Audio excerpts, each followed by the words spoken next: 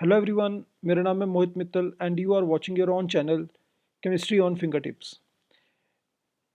बेटा देखिए, इस वीडियो के अंदर हम लोग डिस्कस करेंगे कुछ लॉज ऑफ केमिकल कॉम्बिनेशन। बेटा देखिए, before I would say before the starting of 18th century, है ना, ये लॉज जो हैं they came into existence and at that time we didn't know anything about electrons, protons और neutrons, but what we do know is about the masses. ठीक है, बिफोर द 18th century we only deal with the atomic masses.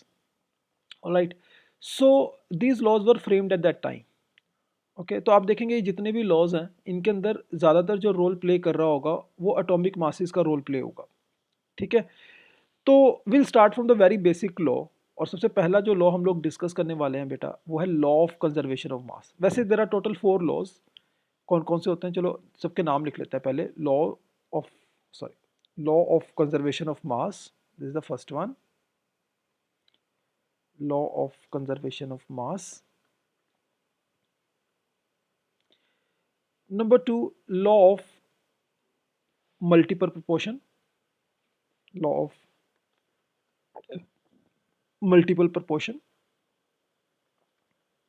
ठीक है बेटा, third law होता है law of definite proportion, law of definite proportion. ठीक है, और बेटा फोर्थ लॉ है लॉ ऑफ रेसिप्रोकल प्रोपोर्शन। अच्छा बेटा देखिए, ये जो लॉज है ना ये आपके CBSE exam point of view और JEE Mains and NEET NTA point of view से बड़े इंपॉर्टेंट है। जेई एडवांस में इनका कोई रोल नहीं है, जेई एडवांस के अंदर ये नहीं पूछे जाएंगे, लेकिन बाकी जितने भी आपके एग्जाम्स हैं, कॉम्पिटिटिव एग्जाम्स हैं, उनमें इनके पूछने की प्रोबेबिलिटी हमेशा रहती है कुछ ना कुछ।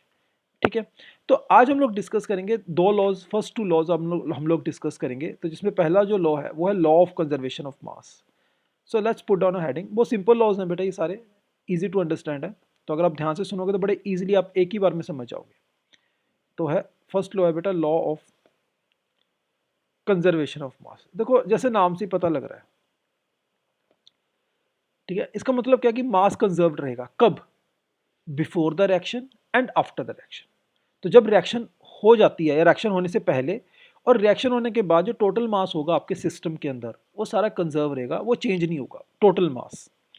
ठीक है, तो ये हो सकता है कि कुछ रिएक्टेंट प्रोडक्ट में कन्वर्ट हो जाए, राइट, लेकिन जो टोटल मास होगा सिस्टम का वो चेंज नहीं होगा। इसी को हम बोलते हैं कि मास कंजर्व रहता है, मास में कोई चेंज नहीं आता है। ठीक है, तो let's write on a statement. It states that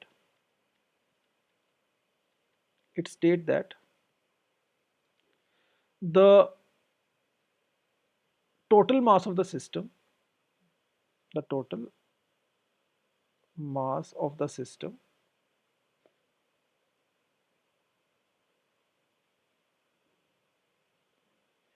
remains same. System में सिस्टम का मतलब है कि जो आपने जिसके अंदर आप एक्सपेरिमेंट कर रहे हो, remains same before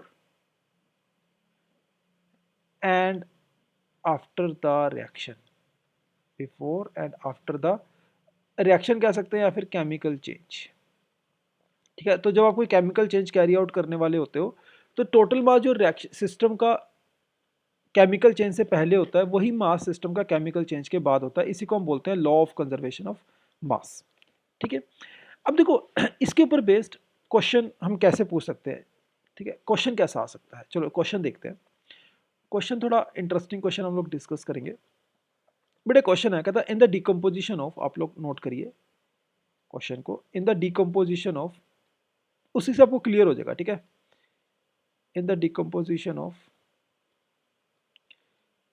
calcium carbonate, in the decomposition of calcium carbonate, 10 gram of calcium carbonate, 10 gram of calcium carbonate gives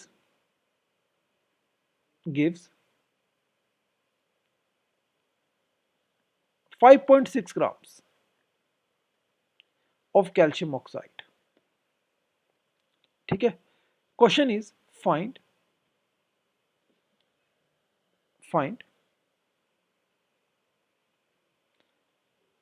the mass of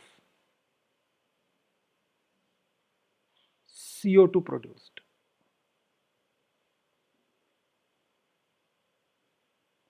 find the mass of CO2 produce. तो बेटा देखो क्वेश्चन ये है, अब पढ़ लीजिए क्वेश्चन। क्वेश्चन ये कह रहा है कि कैल्शियम कार्बोनेट का आपने 10 ग्राम लिया, तो 10 ग्राम कैल्शियम कार्बोनेट की डिकम्पोजिशन पे आपको 5.6 ग्राम ऑफ कैल्शियम ऑक्साइड, ये कैल्शियम ऑक्साइड मिला। तो कह रहे बताओ CO2 कितनी मिली होगी, है ना। अब देखिए, अब बेटा जब ये कंप्लीट डिकम्पोजिशन हुई होगी, जब इसकी कंप्लीट डिकम्पोजिशन होगी, what is the mass before the reaction, what is the mass before the reaction, reaction से पहले कितना मास था, कहने से 10 ग्राम्स। कैल्शियम कार्बोनेट का ही तो मास था, बस शुरू में तो कैल्शियम कार्बोनेट ही थे हमारे पास 10 ग्राम। अब जब वो डिकम्पोज हो गया तो मास आफ्टर द रिएक्शन, बेटा आफ्टर द रिएक्शन मास किसका मास होगा, एक तो जो कैल्शियम ऑक्साइड बना है उसका मास होगा, प्लस जो मास CO2 बना है उसका होगा। तो now according to the law of conservation, है ना, according to law law of conservation of mass, according to law of conservation of mass, है ना। तो कहने से बेटा लॉ के हिसाब से जो आफ्टर द रिएक्शन जो मास होगा, which is mass of calcium oxide and mass of CO2, that should be equal to 10 grams also, because जो इनिशियल मास है वही बाद में होगा। अब कैल्शियम ऑक्साइड का मास कितना है बेटा, 5.6 gram, that is given to us. तो आपसे CO2 का मास पूछा गया, तो CO2 मास बेटा कितनी प्रोड्यूस होगी, आप निकाल लीजिए यहाँ से, 10 माइनस 5.6 यानी कि 4.4 ग्राम। तो 4.4 ग्राम बेटा CO2 आपकी प्रोड्यूस होगी। तो इस तरह से बेटा लॉ ऑफ कंजर्वेशन ऑफ मास के क्वेश्चंस को हम लोग सॉल्व करते हैं, ठीक है ना। इस तरह से हम लोग अप्लाई कर लेते हैं रिएक्शन के अंदर law of conservation of mass, ठीक है ना। I hope this is clear to you, law of conservation of mass हम कैसे लगाते हैं, ठीक है। अब देखो इसके ऊपर बेस ना मैं आपको एक क्वेश्चन देने वाला हूँ, ये आपको होमवर्क होगा, ठीक है। और इसी क्वेश्चन को मैं अगली क्लास के अंदर जो नेक्स्ट वीडियो बनाऊंगा उसके अंदर मैं आपको इसका सोल्यूशन डिस्कस करूंगा, ठीक है। लेकिन मैं चाहता हूँ कि आप लोग ये क्वेश्चन को ट्राई करिएगा, ठीक है। कुछ इस तरह का क्वेश्चन है, बस थोड़ा सा हमने डिफिकल्टी लेवल को हल्का सा बढ़ाया है। तो क्वेश्चन ये है बेटा, देखो write down, a sample of magnesium carbonate, a sample of magnesium carbonate is 50% pure. अब देखो इसके अंदर ना कुछ इम्प्योरिटीज भी हैं, ठीक है। तो सिर्फ 50% ही प्योर है। कहता if on heating 4 grams of magnesium oxide, if on heating 4 grams of magnesium oxide and 4.4 grams of CO2 are formed, calculate the amount of magnesium carbonate taken, calculate the amount of magnesium carbonate sample taken. बेटा वो जो sample है आपका वो कितना लिया था आपने शुरू में, आपने बस वो बताना है, ठीक है। आप क्वेश्चन को एक बार ट्राई कीजिएगा, फिर भी अगर आपको कोई डाउट होगा, है ना, वैसे मैं सॉल्व करूंगा क्वेश्चन अगली वीडियो के अंदर, ठीक है। लेकिन मैं चाहता हूँ कि आप लोग पहले अपने होमवर्क में इसको ट्राई कीजिए। चलिए अब हम एक और लॉ को डिस्कस करते हैं, ठीक है। एक और लॉ है बेटा जो आज हमने डिस्कस करना, दो दो करके लॉ डिस्कस करेंगे। तो अगला जो लॉ है बेटा उस लॉ का नाम है law of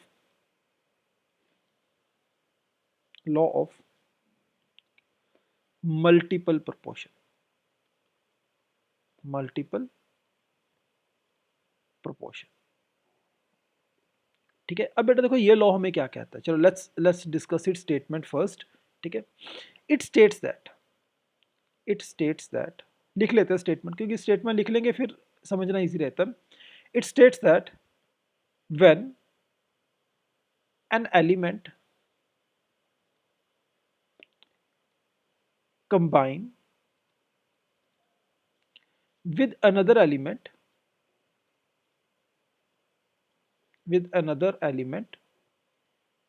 to form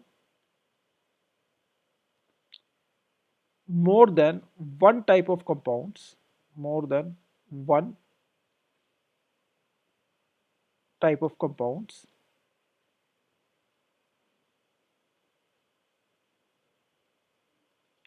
then then the ratio of mass of one element, सुनना बेटा ध्यान से, the ratio of mass of one element, mass of one element that combine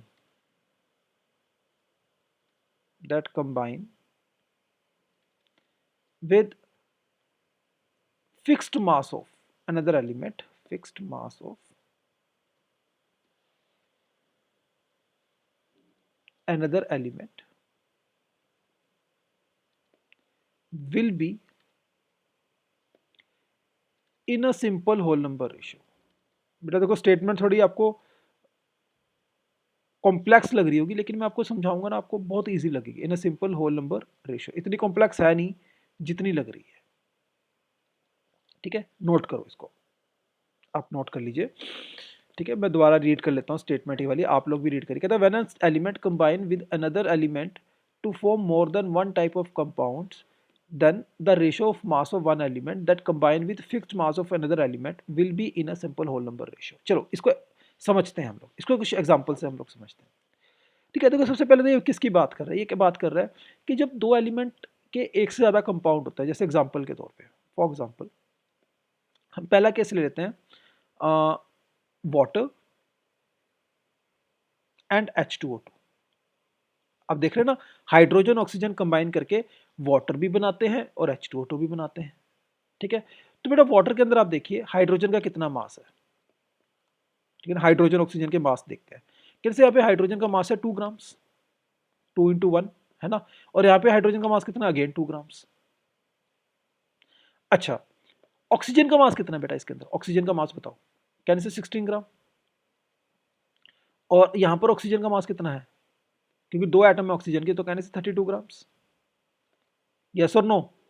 तो नो, अब देखो हाइड्रोजन का मास अगर हम फिक्स ले लें, जो कि हमें गिवन है 2 ग्राम्स, लेट्स सपोज ये 2 ग्राम्स है, दोनों केस में हाइड्रोजन का मास 2 ग्राम्स है, तो कहने से ऑक्सीजन का जो मास रिएक्ट किया है with a fixed mass of hydrogen which is 2 gram, the mass of one element that combine with fixed mass of another element, तो इसका इस एलिमेंट का मास जो इसके फिक्स्ड मास के साथ रिएक्टर है वो यहाँ पे 16 ग्राम है, और इसके साथ जो रिएक्ट कर रहा है वो है 32 ग्राम्स, ऑक्सीजन का mass with 2 grams of hydrogen.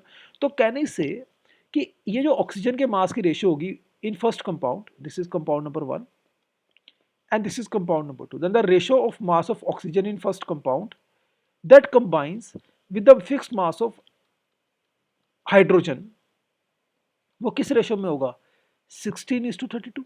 First compound में कितना रिएक्ट कर रहा है, 16 ग्राम रिएक्ट कर रहा है हाइड्रोजन के 2 ग्राम के साथ, और सेकंड कंपाउंड में हाइड्रोजन के 2 ग्राम के साथ ही कितना रिएक्ट कर रहा है, 32 ग्राम। तो फिक्स्ड मास ऑफ हाइड्रोजन के साथ 16 और 32 ग्राम रिएक्ट कर रहे हैं, तो कहने से ये जो रेशियो आ रही है ये सिंपल होल नंबर रेशियो है ना, which is a simple whole number ratio, simple whole number ratio.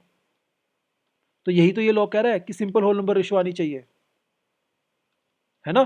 तो यानी कि यहाँ पे ये लॉ आपका एप्लीकेबल है, तो लॉ ये हमेशा एप्लीकेबल होता है, लॉ का मतलब ये है कि हमेशा एप्लीकेबल हो। ओके, चलो एक एग्जांपल और समझ लेते हैं, एक और एग्जांपल ले लेते हैं। ऐसे क्या बात है, बहुत एग्जांपल्स है, इसकी लॉ है ये तो हर जगह लगता है, तो एग्जांपल तो आएंगे ही। चलिए एग्जांपल लेते हैं कार्बन और ऑक्सीजन। चलो कार्बन एंड ऑक्सीजन, आप जानते हैं कार्बन ऑक्सीजन आपस में रिएक्ट करके क्या बनाते हैं, एक तो CO बनाते हैं और एक क्या बनाता है, CO2। चलिए इसमें हम मास लेते हैं, बेटा कार्बन कितना रिएक्ट कर रहा है, ऑक्सीजन कितना रिएक्ट कर रहा है, आपने मुझे बताना है। इस केस में कार्बन कितना रिएक्ट कर रहा है, 12 ग्राम्स, एक एटम है कार्बन का, यहाँ पे भी कितना है 12 ग्राम्स। इसमें ऑक्सीजन कितना रिएक्ट कर रहा है 16 ग्राम, इसमें कितना रिएक्ट कर रहा है 32 ग्राम्स। तो हमने लिख लिया कितना कितने मास के साथ, कितने एक एलिमेंट के मास के साथ कितना दूसरा एलिमेंट रिएक्ट कर रहा है। तो अगर आप देखो अब बेटा यहाँ पे कार्बन का मास क्योंकि सेम है तो हम इसको फिक्स कर लेते हैं, तो कहने से फर्स्ट कंपाउंड में कार्बन के 12 ग्राम के साथ 16 ग्राम रिएक्ट कर रहा है, जबकि सेकंड कंपाउंड में कार्बन के 12 ग्राम के साथ कितना रिएक्ट कर रहा है ऑक्सीजन 32 ग्राम्स। तो कहने से तो oxygen that react with first compound that react with fixed amount of carbon in first compound and that react with fixed amount of carbon in second compound, किस रेशो में होगा ये, कहने से 16:32 which is equals to 1:2 which is a whole number ratio। तो देखो law applicable है, है ना। ये लॉ हर जगह एप्लीकेबल होगा, जब भी दो एलिमेंट रिएक्ट करके एक से ज्यादा कंपाउंड बनाएंगे, this law will be applicable. I hope this is clear. चलो एक एग्जांपल और ले लेते हैं, चलो एक थोड़ा सा अगर आपको लग रहा है कि यार एग्जांपल अभी अच्छे से समझ नहीं आया, एक और एग्जांपल लास्ट। ठीक है, अब बेटा जैसे नाइट्रोजन ऑक्सीजन है, नाइट्रोजन ऑक्सीजन जो है बहुत सारे कंपाउंड बनाते हैं जब ये आपस में रिएक्ट करते हैं। ठीक है, जैसे कि ये बना लेते हैं N2O, है ना, ये बनाते हैं NO, ये बना लेते हैं N2O3, ये बना लेते हैं NO2, ये बना लेते हैं N2O5, जैसे ये है। ठीक है, ऐसा करते हैं सब में हम नाइट्रोजन, अब देखो नाइट्रोजन ऑक्सीजन ही रिएक्ट कर रहे हैं, जस्ट ये ना इसमें